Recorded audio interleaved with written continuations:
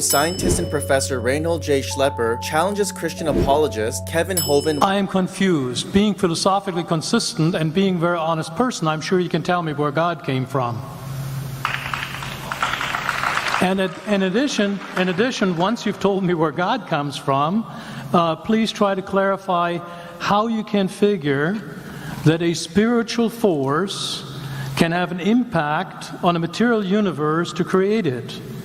I think that some years ago we already talked about that kind of thing in philosophical circles at any rate by posing the question, if angels are made of spiritual matter and a pen is made of material matter and spiritual matter displaces no space, how many angels can dance on the tip of a pen?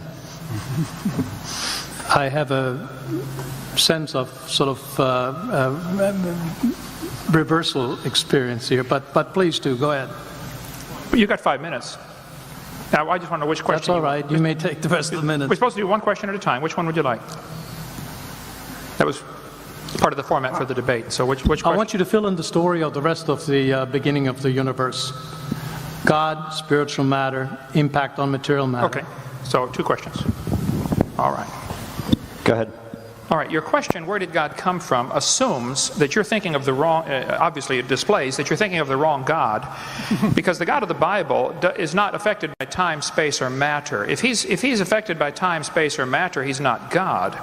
Time, space, and matter is what we call a continuum. All of them have to come into existence at the same instant, because if there were matter but no space, where would you put it?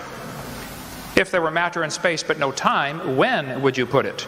You cannot have time, space, or matter independently. They have to come into existence simultaneously. The Bible answers that in 10 words. In the beginning, there's time. God created the heaven, there's space, and the earth, there's matter. So you have time, space, matter created, a trinity of trinities there. Just, time is past, present, future. Space has length, width, height. Matter has solid, liquid, gas. You have a trinity of trinities created instantaneously, and the God who created them has to be outside of them. If he's limited by time, he's not God. The guy who created this computer is not in the computer. He's not running around in there changing the numbers on the screen, okay? The God who created this universe is outside of the universe. He's above it, beyond it, in it, through it. He's unaffected by it.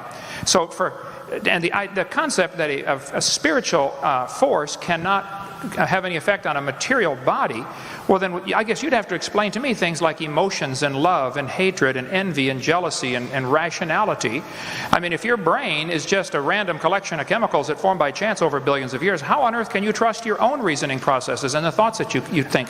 Okay, so your question, where did God come from, is assuming a limited God. And that's your problem. The God that I worship is not limited by time, space, or matter. If I could fit the infinite God in my 3-pound brain, he would not be worth worshiping, that's for certain. So that's the God that I worship. Thank you.